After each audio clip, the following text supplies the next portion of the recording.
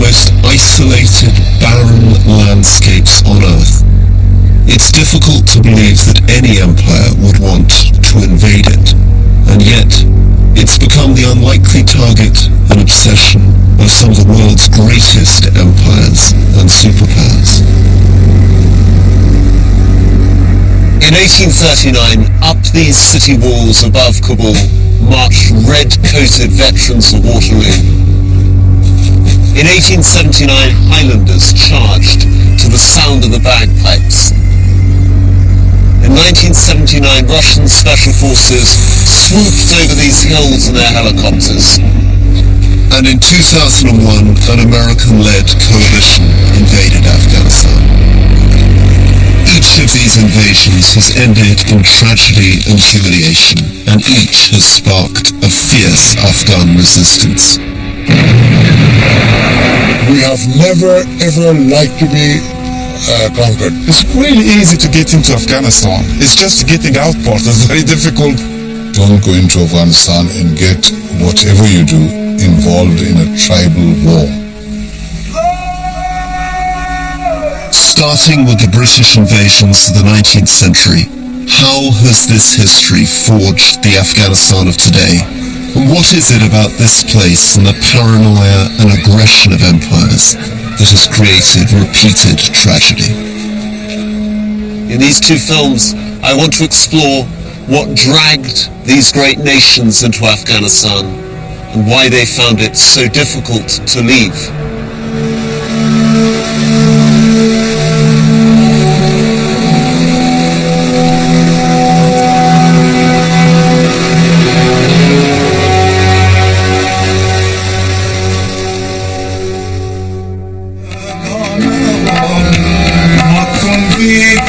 To sense some of the complexity of the Afghanistan that Victorian Britain chose to invade, you don't even need to leave contemporary London. I've come to Ealing for an evening of Afghan food, music and traditional costume with a group of Afghans now resident here in West London.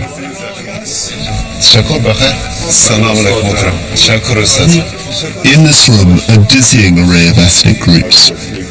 Pashtun, Tajik, Hazara, Turkmen, Nuristani, all Afghans, and all holding different religious and political views. The divisions and consequences of war have led to more than 5 million Afghans fleeing their country since the 1980s. I think, for example, Britain should remain in Helmand until they will have the infrastructure in the proper way. I think they should remain. So you don't think the British should remain in Helmand? Absolutely not. The microcosm of Afghanistan is there in that room, and some of these people are now sitting down together around a table, and in those histories and the suspicions of who joined the jihad, who came from which ethnic group, are many of the fissures that continue to haunt Afghanistan today. And all this complexity in Afghan history, both ancient and modern, so difficult to understand, so often overlooked, still matters deeply for all of us today. And it continues to preoccupy commentators, such as Akbar Ahmed, who I've come to meet here in Washington, D.C. Professor Ahmed, a Pakistani who once worked as an administrator on the northwest frontier with Afghanistan, arrived in the States, where he now teaches, a day before the World Trade Center attack. But his direct appeal to the White House for caution fell on deaf ears. I think on 9/11, the US administration had no idea about Afghanistan, its tribes, its history. But it was so motivated, so intensely motivated by a sense of anger, a sense of revenge, a sense of honor, that at all costs it had to rush into Afghanistan. I said many superpowers have gone charging into Afghanistan. Be very careful. And that is the big problem, that when you combine arrogance with a lack of knowledge of that part of the world, you are almost guaranteed to run into trouble. I sensed this tension myself when I walked across Afghanistan shortly after 9/11. I found a hospitable and attractive country, but still deeply conservative, isolated and difficult for a foreigner to understand. It made me reflect on the superpowers who have so often invaded the mountains of Afghanistan. How often they get caught up in their own strategic games, how easily they become out of touch, failing to grasp the complexity and resistance of Afghanistan. And I felt the same was true for the British in the 19th century. When they came, they were focused not on Afghanistan itself, but its neighbours. If I were a British redcoat standing on this wall in 1839, I would have been told that the reason I was here was that British India lay to the east and Russia lay to the north, and Afghanistan was trapped between two expanding empires. Afghanistan, a largely barren country but with rich Islamic civilization, had long fought and traded with its Muslim and Asian neighbours. But it had never encountered a non-Muslim power as alien as Britain. And yet in the 1830s, Afghanistan was perceived, as it is believed to be today, to be an immediate threat to British national security, a place for the politicians and generals of empire to fret about. For hundreds of years, all the conflict had happened here in Europe, and suddenly it exploded east. Russia raced towards Japan. Britain came into India. And as these great empires expanded, there was this zone in between, almost a blank space on the map, with very, very few towns, a place of deserts and mountains. And although these two empires were still 4,000 miles apart, they were certain that they were about to meet. They were going to meet here, in Afghanistan.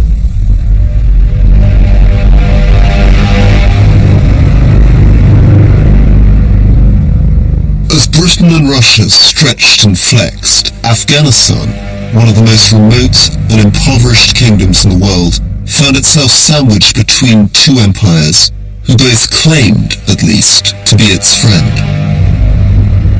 Britain feared Russia might creep south towards British-ruled India, the jewel in the crown of the empire and the second centre of British political power. But suspicions worked both ways. The Russians were equally nervous about Britain moving north from its base in India.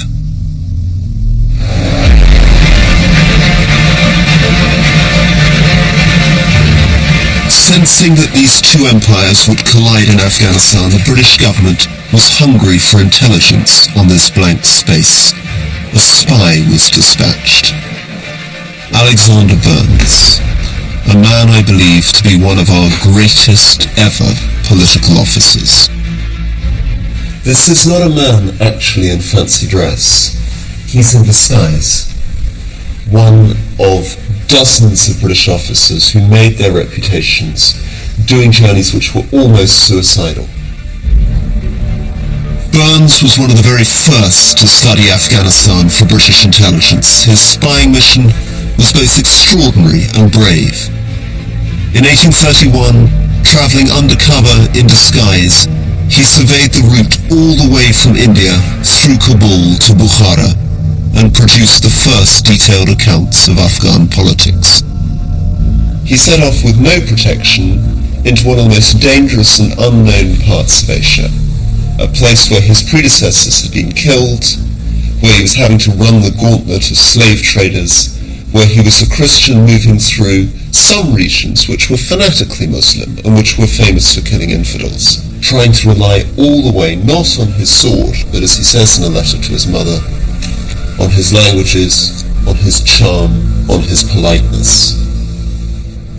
Along with the suicidal danger of what Burnes did was the incredible reward, because when he returned back to London, having completed this journey, this nearly 12-month journey through largely unknown country, he was a massive celebrity.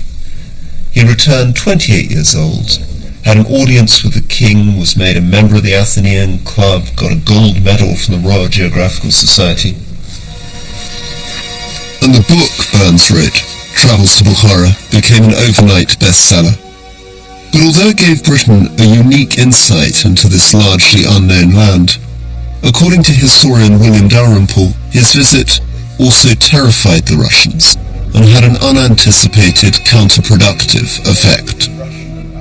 There are British agents in Central Asia long before the Russians are taking any interest in cities like Bukhara and Khiva. And it's only when Burns's travel book, Journeys into Bukhara, is translated into French and becomes widely read in Moscow that the Russians think they should send an agent in to make sure the British are not maneuvering and making plots in their backyard. Shortly after Burns was sent back to Kabul in 1836, he spotted this Russian agent, Yan Vikievich, and the Russians' arrival terrified the British. They became in turn very suspicious of Russia's ambitions in the country, and this mutual paranoia led to more and more foreign intelligence operations around Afghanistan, with rival officers like Vikievich and Burns sending back countless reports on each other's activities. The Russians called it the Tournament of Shadows. The British now remember it, thanks to Rudyard Kipling's later writing, as the Great Game. One of my favourite books is Kipling's Kim, which describes the Great Game through the eyes of this young English boy who's working on the northwest frontier as a spy. It's incredibly dangerous work, his intrigues with the Russians.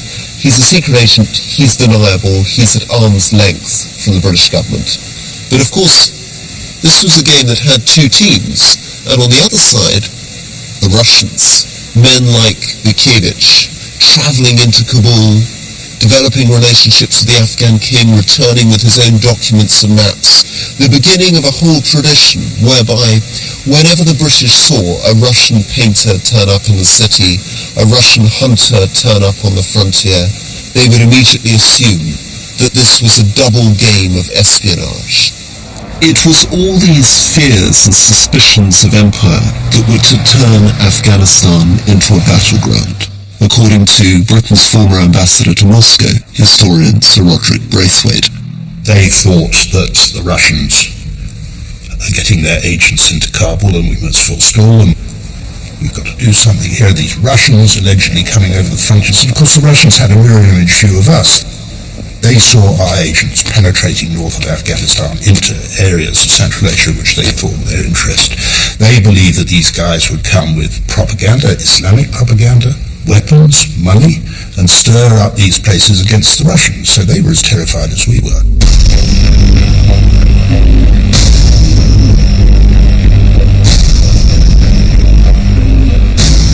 By 1839, the British government was increasingly obsessed with the Russian threat. Key advisors, men who'd never set foot in Afghanistan, began to claim that Russia might use Afghanistan as a stepping stone for the invasion of British India. Britain's man on the ground in Afghanistan, Alexander Burns, thought that Afghanistan should be left well alone. But a small group of policymakers in the government of India had very different ideas. They ignored Burns completely. In their minds, Afghanistan was an empty, failed state into which Russia would move. The Hawks decided the answer was regime change, to topple the sitting king of Afghanistan, Dost Muhammad, and replace him with their own man. British intelligence felt they had the perfect candidate. Shah Shuja, a man who'd been living in British India for 30 years, urbane and beautifully dressed, a man who could be relied upon to do Britain's bidding. To justify themselves, they published a document claiming that Dost Muhammad, who was trying to keep his distance from both Russia and Britain, was in fact disloyal to the British and represented an imminent and urgent threat to the British Empire. The motives are always very mixed. It's both the aggressive, expansive imperial instinct, plus the terror that it's going to come up against a brick wall or somebody's going to come and take it all away from you. And the trouble with intervention is that you may or may not have identified the right target, but you then tend to use the wrong means for dealing with it. So were the Hawks right to fear Russia? Here in Moscow, I've come to meet an eminent Russian historian of the period, Professor Tatiana Zagorodnikova. I wanted to ask her if Russia was really preparing to invade Afghanistan as a bridgehead for an attack on India. That was the time of colonization of smaller, weaker states, and that was a process all over the world, not only in Great Britain and in Russia. The same in France, the same in other, great powers. Great Britain at that time considered every step of Russia, either in Europe or in Asia, and maybe even in Africa, as a Russian step towards India. Everything was considered as the Russians' march to India. Were the British paranoid? Well, it was just, to my mind, it was a game. Kind of making face towards audience, towards public opinion. Another thing is that was a wonderful pretext in the parliament to demand more money for military purposes, for keeping big armies in India, and so on. The Hawks were obsessed with putting their man on the throne, but their belief in a Russian threat was more faith than reality. The dossier was torn to pieces in the British press. Everyone from the Duke of Wellington attacked the idea as madness. But rather than calling off the mission, these men pushed on, and within a few weeks the army of the Indus was marching into Afghanistan. As we know in our own time, if you create a phantasm, a horror figure, of your own imaginings, that figure can actually come into being. You can imagine a threat into life.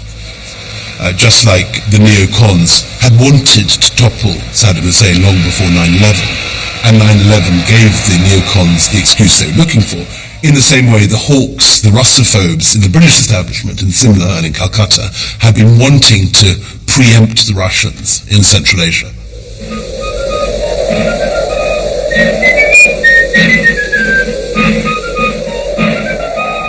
As they wound their way through the narrow passes towards Kabul, the British Army was supremely confident. They'd never been defeated in Central Asia, and many in the army were treating it as a game. A lot of the young officers were behaving as though they were going on a grand picnic. Their generals were enraged. These 22-year-olds were travelling with camel trains, piled with mess silver, with eau de cologne, with exotic wines. The 16th Lancers even managed to bring their own pack of foxhounds towards Afghanistan.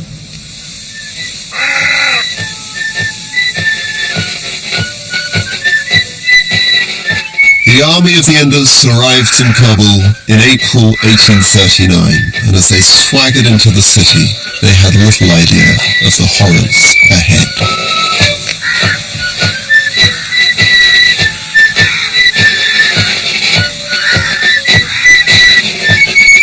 The British entered Kabul in squadrons, the Royal Horse Artillery in gold, the Lancers in scarlet, the Dragoons in blue, the ostrich feathers on the hats of the envoys, with all the glory of a parade, a victory parade. But around them in the crowded bazaar, blank faces, hostility, suspicion. Britain had taken a decisive step and placed an army of occupation in this distant and unlikely land. But as the soldiers settled into life in Kabul, their need for security made them live in protected compounds, separate from the Afghan people, and this only encouraged suspicions on both sides. The English knew so little about the real life of Kabul. If they came down to the city at all, they travelled in armed groups, seeing hostile Afghan faces, glimpses of tiny windows, blank mud walls. And they had very, very little idea about the rich civilization behind those doors.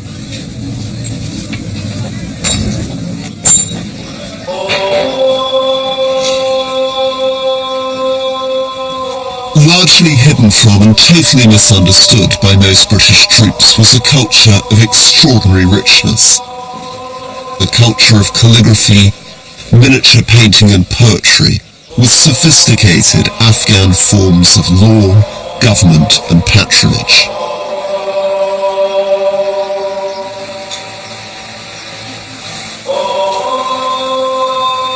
The occupation dragged on, and the British only became more and more entrenched, and the Afghans began to get anxious. The thing that really worried the Afghans was when the women began to arrive, and European babies were born, that the British were here to stay.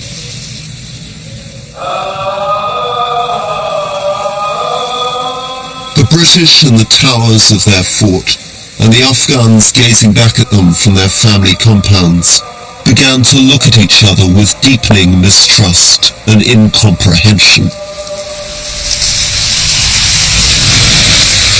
I've come to a rain-soaked Boston to meet a world authority on Afghan anthropology and history, Professor Tom Barfield. Appropriately, I met him here in the Helmand restaurant, and I wanted to ask him about some of the many differences between these cultures. If you go to an Afghan feast, people are very religious, but they're religious at the end of the meal.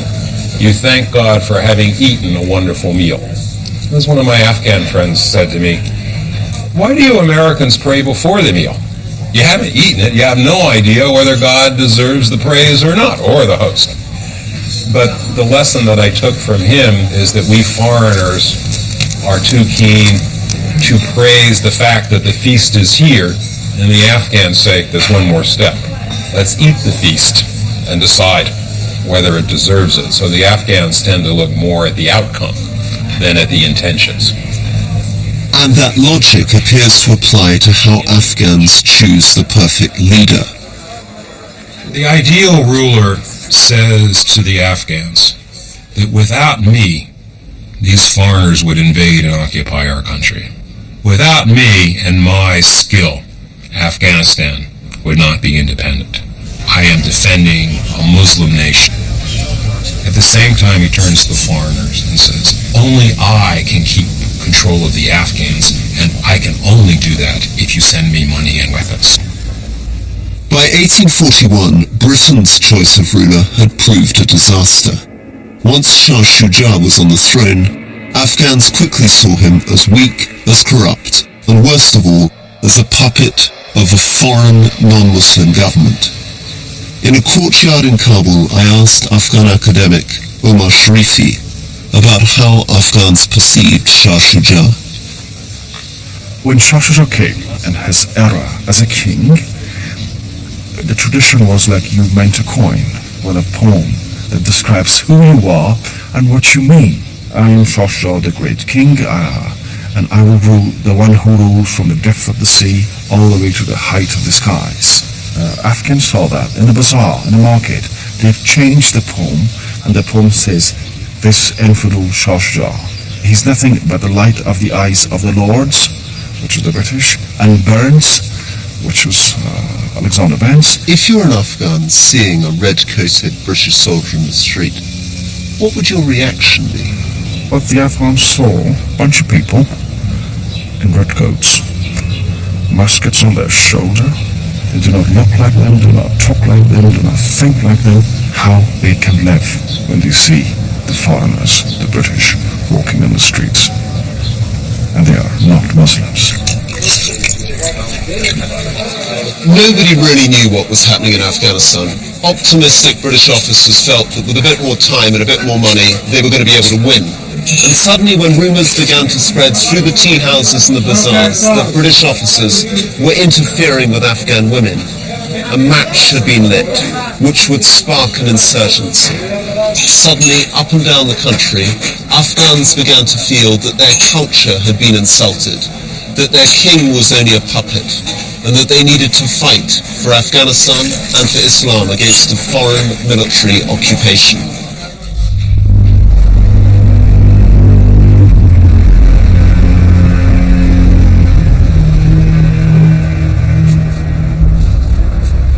Dost Mohammed, the emir the British had deposed to make way for Shah Shuja, was in exile, but he and his family used the presence of non-Muslim occupiers to mobilize Afghans by calling for a jihad.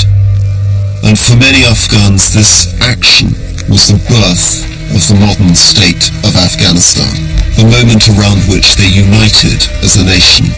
By November 1841, Muslims in Kabul were ready to join this jihad, but the British were taken completely by surprise. Even Alexander Burnes, our envoy so prized for his local knowledge, completely underestimated how dangerous the situation had become. Alexander Burnes loved Kabul and Afghan culture. He was used to walking through the streets as though he was at home in Scotland. If you'd asked him, he would have said he could have trusted Afghans with his life. But on that night, in November 1841, he walked home to a city that had changed. He looked into eyes that no longer greeted him, and as he made his way back through the narrow streets towards his house, he was seeing a hostility that he hadn't sensed before. By dusk, an armed mob had surrounded his house. In one last attempt, he walked out onto the balcony of his house, and in his most confident manner, in beautiful Persian, appealed to their sense of hospitality, of generosity, their treatment of a guest. But he got nothing back, and in the end, he had to send a desperate message to the British garrison asking for help, and for the first time retreated back into his house, knowing that the only thing that stood between him and death were the gates of his house.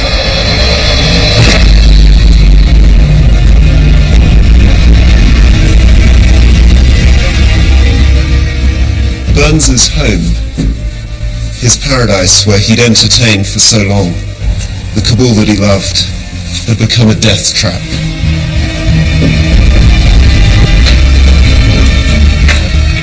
Burnes's last glimpse of a city that he loved and thought the most beautiful in the world was not of gardens, not of poetry, but a last desperate sprint across his neighbours' roofs, hoping that he could find a way out. But the crowd was everywhere. He wrapped a turban around his head, dropped down, praying he wouldn't be recognised, and for a moment he wasn't. But then the cry went up, Sikander Burnes, he was hacked down. The next morning his head was on a pole in the bazaar.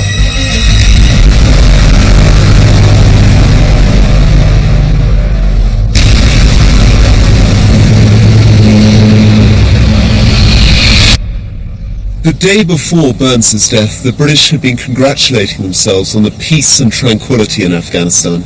The day after, everything had collapsed. A British trooper came staggering into the fort with 5 musket wounds in his body, cuts to his head and shoulders, stark naked, having just escaped from the Afghan insurgents. The food was lost, the ammunition was running down, and within 3 days of Burnes's death, the British generals were talking about a treaty of surrender and a retreat from Kabul. The British commander, General Elphinstone, tried to negotiate with the Afghans. The Afghans offered him safe passage, provided the British handed over their heavy weapons and retreated immediately to India. It must have felt like an impossible decision. If the garrison tried to stay, they could starve and be wiped out. But if they were to retreat, could they really trust the assurances of their enemy? I faced a similar dilemma on a smaller scale when I was the deputy governor in the south of Iraq after the invasion in 2004. Our compound was under siege. We were being attacked by Sadr's militia, and their commander came to us and said that if we agreed to leave our weapons and hand ourselves over to him, he would take us safely out of the fort and back. At the time I thought it was a trick. It was a trick to massacre us. And I felt again the same thing when I read this history. In Iraq, we stayed and defended the compound, but the British in Kabul in 1841 were deeply divided. Many young officers were determined to fight on, but Elphinstone overruled them and ordered a retreat. All the troops, their wives and children, were forced to leave the relative safety of their compound and to try and reach the British garrison in Jalalabad, 9 days' march east of Kabul. They made painfully slow progress, and after 2 days the straggling column of soldiers and civilians met their fate beneath this mountain. This valley is the jaws of hell. Into this, in mid-winter, the cream of the British Army marched, and they were treated as though they were in a slaughterhouse.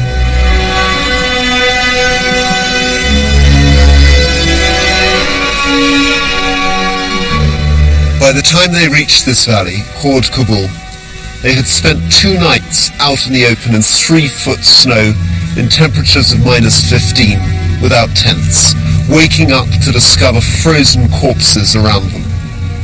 They staggered into this valley, starving, frozen, with no supplies and 80 miles to go, and it was at that point that the attack began.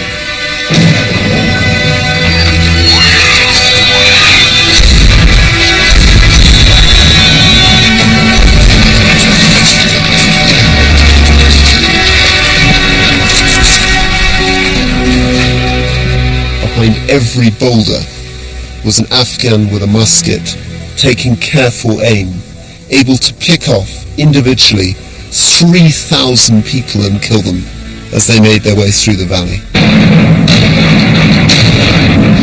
And it continued not just for 1 or 2 miles, but for 5 miles of a ravine.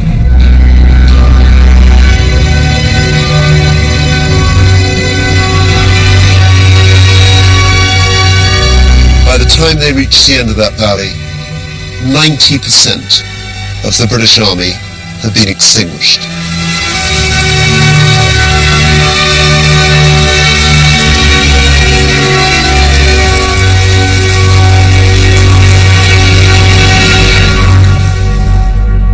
A handful of soldiers managed to fight their way through, but only to meet their fate later. What we've got here is the last stand of the 44th foot at Gundamuk.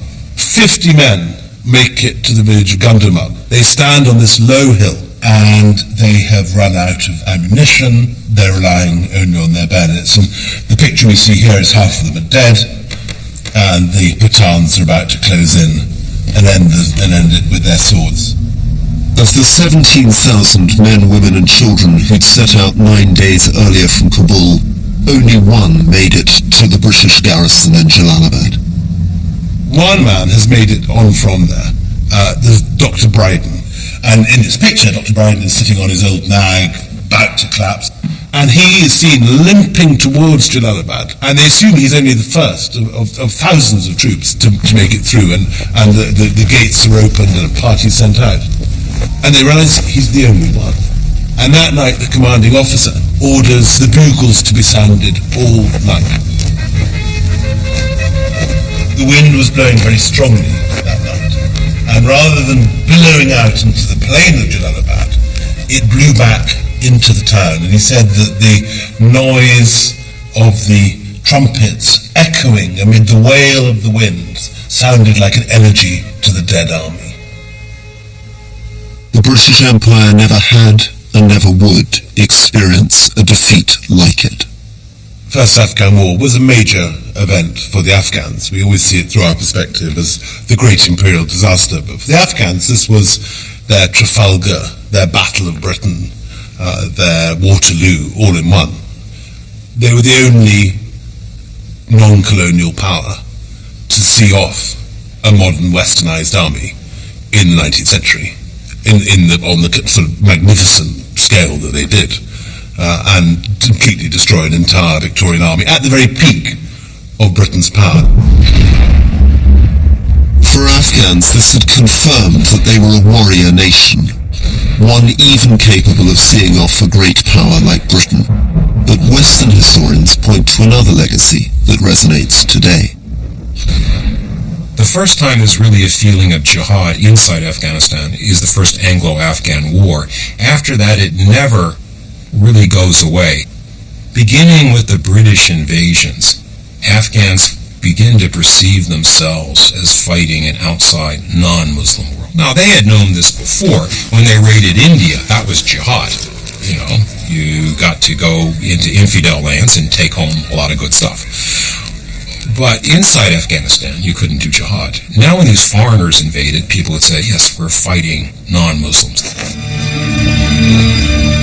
The British government would have liked to cover up the extent of this tragedy, but it was not to be. Almost every last grisly detail was immortalized in the best-selling diaries of Lady Sale, wife of one of the senior officers in the Kabul army. She was captured during the retreat and later released, and her original diaries and letters are kept here in the British Library. I took a look at them with historian Jane Robinson. Well, the book ran into several reprints in the first couple of years. It sold 7,500 copies, which was huge, and it was serialised in the Times. The response to it was unprecedented, I think, because this was the first time that a woman, a British woman, had written from the theatre of war. Lady Sale's account of the retreat from Kabul was shockingly explicit. To see women and children and soldiers and camp followers in various states of decomposition, and she actually describes it. I see here that some of the text has been excised, I think, as possibly being too strong. This was horrific stuff. Subsequently we heard that scarcely any of these poor wretches escaped, and that driven to the extreme of hunger, they'd sustained life by feeding on their dead comrades. And she knew that the army was doomed. She does say earlier on, I fear that nobody is going to survive this. The newspaper's serialization sparked a macabre fascination with the savagery of the Afghans. She was a British representative in Kabul. She was part of the establishment there, part of the machine. And the fact that she had been attacked by the Afghans, it meant that the Afghans were particularly dastardly because they had attacked what was most, not sacred, but almost sacred about British society. But actually it was extremely unfair, because in fact the Afghans went out of their way to save all the women and children. Yes, but that's not what the audience got from this. Not at all. What they saw was the sensation, what they saw was the dead bodies, what they saw was the cannibalism. Perhaps to limit the damage to our imperial reputation, the British spun this as a story of heroism and bravery. The way this was treated when it was published was indeed propaganda, I think. She was paraded before Queen Victoria. There was a city named Sale in Australia. There was a ship named Sale in the Navy. She was promoted as a heroine. She was made into a celebrity to try and distract, I think. We're defeated, but we turn out of the defeat the fact that we're really lions. Yes, yeah.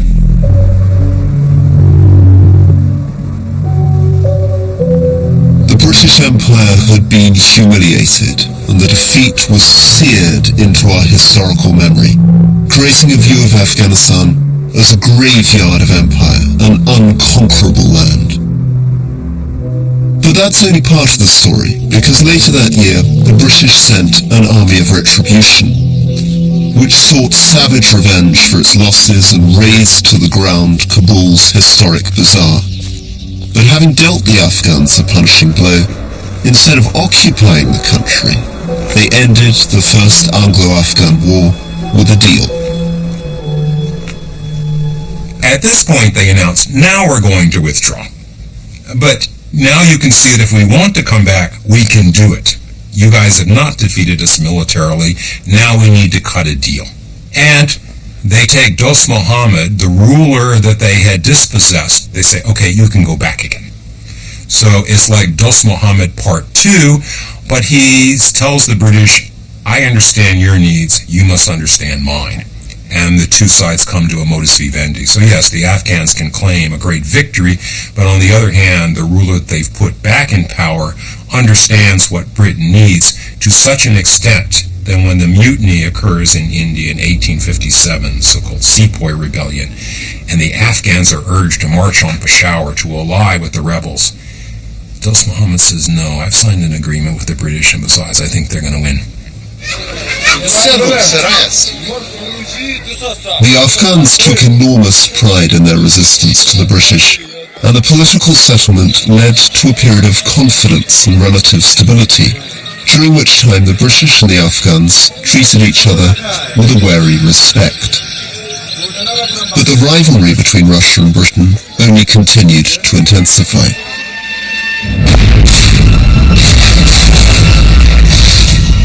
1,000 miles from Afghanistan in 1854, the two powers fought a brutal war in the Crimea. And if anything, the fears of Russian ambition was growing. Then, in the late 1870s, Russians again appeared in Kabul. A new generation of British hawks decided the only response was again to invade. Again there was a public outcry, again imperial paranoia triumphed, and once again a British army, this time 40,000 strong, was marching into Afghanistan. To prevent Kabul being taken, the Afghan emirs signed an agreement with the British. But a new envoy, Sir Louis Cavanagh, another swashbuckling multilingual officer, was installed in Kabul. Remembering that Burns had been massacred escaping from his unfortified house in the old city, Cavanagh took up residency in this ancient citadel, the Bala Hissar. Sir Louis Cavanagh, the new British envoy, rode in on his elephant into this citadel with a tiny escort. He'd taken 3 lessons from the death of his predecessor, Alexander Burns.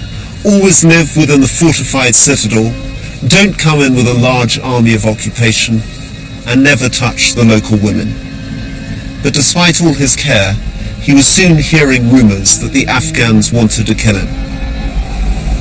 Cavanagh thought he'd learned from Burns that it was better to be in the Bala Hissar, but this was actually the palace of the Afghan kings, and his presence there also caused offence. Here I met up with Prince Ali Siraj, a member of the Afghan royal family, whose palace this was. People were not very pleased that a British ambassador had been put in the Bala Hissar. Why were they angry about that? Because it reminded them of the First Anglo-Afghan War. They figured, here comes the British again, and they're here to occupy Afghanistan once again. We have never, ever liked to be conquered. We have accepted poverty because we want to be free. Did not understand the Afghan psyche. They figured that they were in India and they took, the East Indian Company and all was so successful in India. They figured, Afghanistan, rowdy people, with baggy pants and turbans, we're easy to rule, easy to control. But they forgot that Afghanistan is a nation of warriors. I couldn't help asking him if we were making the same mistakes today. There was an American, I will not say which organization, he told to me, he says, Prince Ali, I have received $1 billion from the United States. I said, what are you going to do with this money? He says, well, we're going to roll into the village and we're going to build things. I said, sir, if you roll into the village, you're going to roll you out. I said, you roll up to the village, then you send an emissary inside the village, talk to the elders. They will do one of 2 things. Either invite you in or they will send somebody out to meet with you. Then once they invite you in, you sit down and you talk to them, but don't tell them what you're going to do. Ask them what they want. Respect. If you do that, you will have them in your pocket. The Afghan king who'd negotiated with the British was seen as weak. Ordinary Afghans hated the deal he'd struck with the British, and they hated the presence of Cavanagh in Kabul. Finally, an Afghan regiment mutinied and marched on his residence. Cavanagh looked out on the screaming mob, knowing the nearest reinforcements were hundreds of miles away. He led a suicidal charge, was killed, and his mutilated corpse was put on display. Mortified horrified by his death and desperate to salvage their credibility, Britain launched another invasion into Afghanistan. The commander of the lead column, General Roberts, was told, "Your objective should be to strike terror, and to strike it swiftly and deeply." 4 weeks after the envoy was killed, a Highland regiment had fought its way to the top of that ridgeline. And the next day, General Roberts had seized Kabul. He came here to the citadel, where he saw the blood-spattered walls and the mangled corpse of the envoy and his comrades. Enraged, General Roberts set up a gallows on the wall. He hanged 100 Afghans, demolished the palaces of the Afghan nobility, and at that point, with honor satisfied, many suggested he should withdraw. But the Afghan king had been deposed. The country was unstable. Britain had taken responsibility for Afghanistan, and leaving no longer seemed an option. While General Roberts sat in Kabul, the countryside was now in revolt. Suddenly a jihad had been called against them, and when they looked out on a winter evening from their small camp in Kabul, they could see right along this ridgeline 60,000 watchfires burning from Afghans bent on their destruction. It must have seemed as though history was repeating itself exactly, and the one lesson that Britain should be taking away was never to invade Afghanistan. This time, unlike his predecessor, General Roberts decided to stay and fight, and he was able just to withstand the siege of his compound in Kabul. But in Helmand province, the Afghans completely defeated and wiped out another British unit, this time in the Battle of Maiwand. It's one of Afghanistan's most famous victories, and I met Abi Aryan, an Afghan living in London, at this British memorial to Maiwand. History has it that the Afghans won because of the rousing battle cry of a young woman called Malalai. She's an ordinary Afghan girl. As she's standing in the battle, she can see that Afghans are losing. And she stood there, took a veil off and said, "If you love your country, and if you're real Pashtun, and if you don't want to be ashamed, you have to go and fight the British." Remember when Elizabeth stood in front of Spanish Armada, gave the speech to the British Army? Yeah. To us, that was equivalent to that. And by revealing her face, actually, in some ways, it's a kind of shame for her and her family. Everybody sees her face, but she's going to die, so it doesn't matter. Absolutely. And in fact, she dies in the battle as well. But the encouragement she gave to the Afghans there was immense. Unlike the massacre of the British Army and retreat from Kabul, Maiwand was not covered in a serialization in the Times, so although 1,000 British soldiers were killed, this memorial in Reading is almost all that remains, and its meaning is now largely forgotten. But ask an Afghan, and you get a very different response. This battle, like the retreat from Kabul, is still the stuff of legend. As an Afghan child, as you learn how to walk, you know about the battles we had with the British. It's part of our DNA, it's part of our life. Maiwand is like a legend in Afghanistan. I think in a way the British trying to justify it, saying, "Oh, it was really a sunny, hot day. We didn't have as much as Afghans had superior firepower." Well, how can Afghan army have a superior firepower than the British? British troops fighting in Helmand today are often warned by local Afghans that they will meet the same fate as befell their predecessors in Helmand at Maiwand. We say that all doors are always open for invaders. Look from Alexander the Great all the way to the British and today. It's really easy to get into Afghanistan. It's just getting out part that's very difficult. We always don't mind foreign invaders getting in there, relaxing and feeling comfortable, then we start a fight. This is our traditional way of doing things. What do you think an Afghan villager feels they're fighting for? For their home and country, for their independence.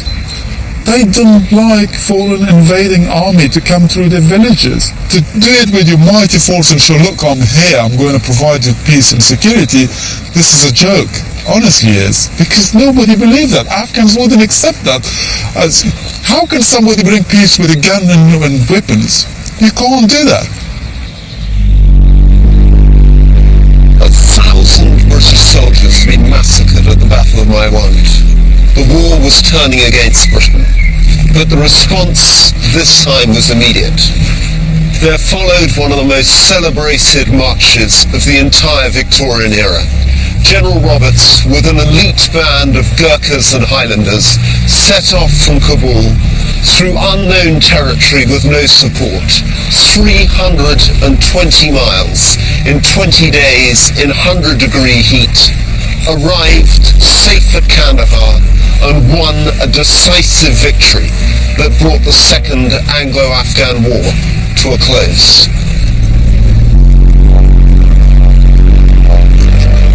Having won a victory, the question was, what would Britain do next? All the fears, all the pride that had dragged them into Afghanistan was still there. They'd spent blood and treasure. There were so many reasons to try to continue an occupation, and yet they decided to declare a victory and get out.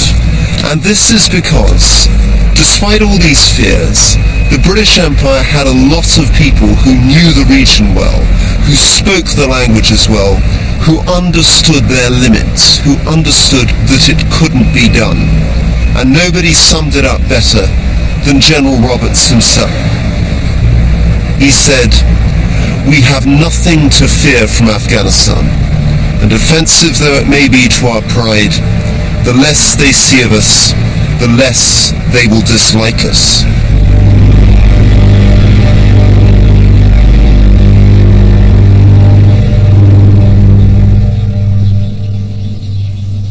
After decades of battling Russian influence in Afghanistan, the British Empire, at the peak of its power, bowed to Afghan realities and struck a deal with their opponent. Just as in 1842, Britain again allowed the most powerful Afghan leader to take the throne, even though he was their enemy.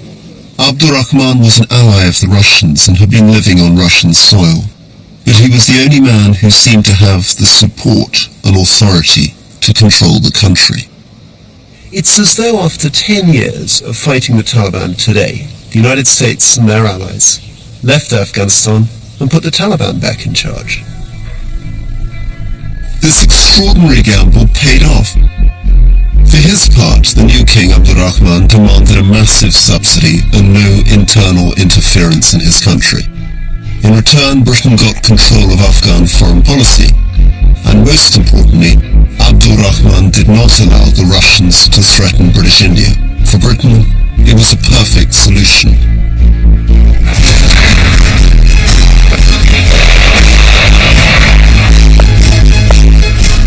And even when Europe descended into the First World War, Afghanistan remained neutral.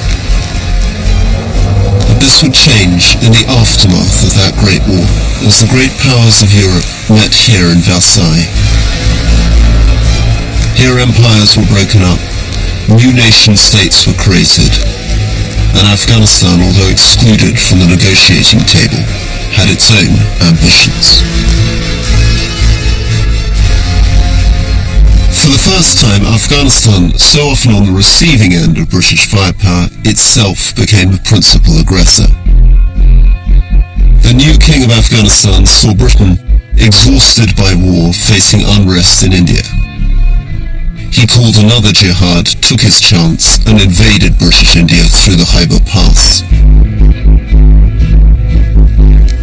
Although Britain saw off this unexpected aggression, they suffered twice as many casualties as the Afghans. But with Russia no longer the threat of old, Britain saw less need for an interest in Afghanistan and granted the Afghans full independence.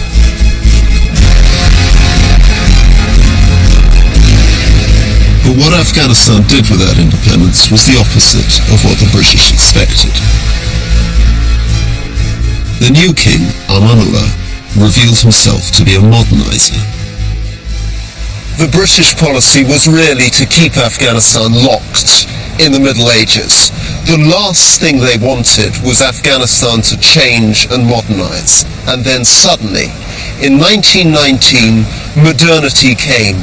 British ideas came to Afghanistan against Britain's will, and this great process of modernization came not through the empire, came not through British bayonets, but through an Afghan king. King Amanullah ruled from this extravagant palace in a European style which he built on the outskirts of Kabul, and he championed a new modernizing intellectual elite in Afghanistan. But the country that he was determined to transform had changed little in the century that had passed since Britain first took an interest here. It was a country with almost blanket illiteracy, a fragmented country of isolated villages and mountain valleys under feudal rule, the way Britain had found it and left it.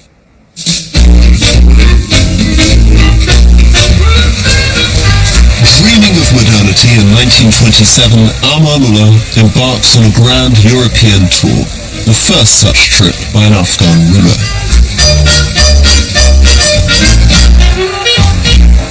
The Afghan king arrived in Britain for a full state visit. The flags were out, and the slightly anxious British government responded in time-honoured fashion by taking him to shop for guns and for cars, which his impoverished country could hardly afford.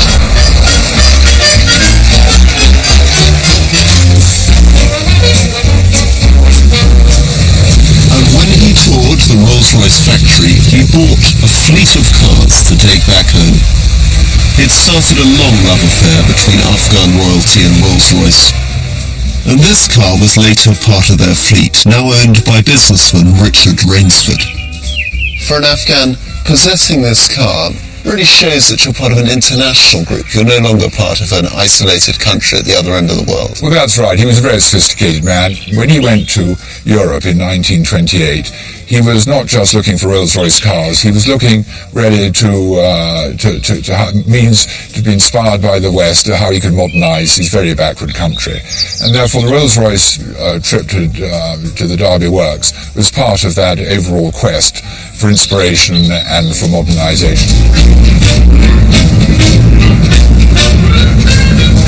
A car like this, at the time, was a pretty expensive thing. It would cost as much as a house in Fulham. It's about £1,500 for the chassis and another £1,500, even more, up to £2,000 for the body, depending on how exotic the body was ordered by the excited owner. What would an Afghan have felt looking at this kind of car? It would be like looking at something from the space shuttle, I imagine, to an Afghanistan farmer or peasant. I think it's tempting today when we look at a car like this to imagine Amanullah as some sort of corrupt dictator who was spraying money around on Rolls-Royces. But in fact, really, this is part of his love of technology or machinery. It's as though he's returning to the country with a jet engine or a new computer system. He's coming back with whole new interests in railways and printing machines and mining technology and medicine. But for the conservatives in Afghanistan, this is all very dangerous and very dubious. The big story that's spreading through the streets when he arrives is he's bringing back a new machine to turn human corpses into soap. Amanullah was just beginning to discover how conservative his country still was. Wild rumours were circulating about how he had become a Catholic, ate pork, drank alcohol. He became perceived as a foreigner in his own land, attempting to impose a foreign ideology on his own people. It's easy to laugh at Amanullah, and indeed there's a lot that you can laugh at him for. For example, he gathered the tribal elders and insisted they wore pinstripe trousers and western jackets. But there was also a highly developed, serious program of reform. In fact, the most radical program for state transformation in Afghanistan came from an Afghan. He wanted parliamentary elections, a progressive constitution, education particularly for women. And in the end, when photographs were circulated in the bazaar of his wife the Queen, with her head uncovered, with pearls over a plunging neckline, he had to flee. The wheels of that new Rolls-Royce spinning vainly in the snow, to exile in Italy.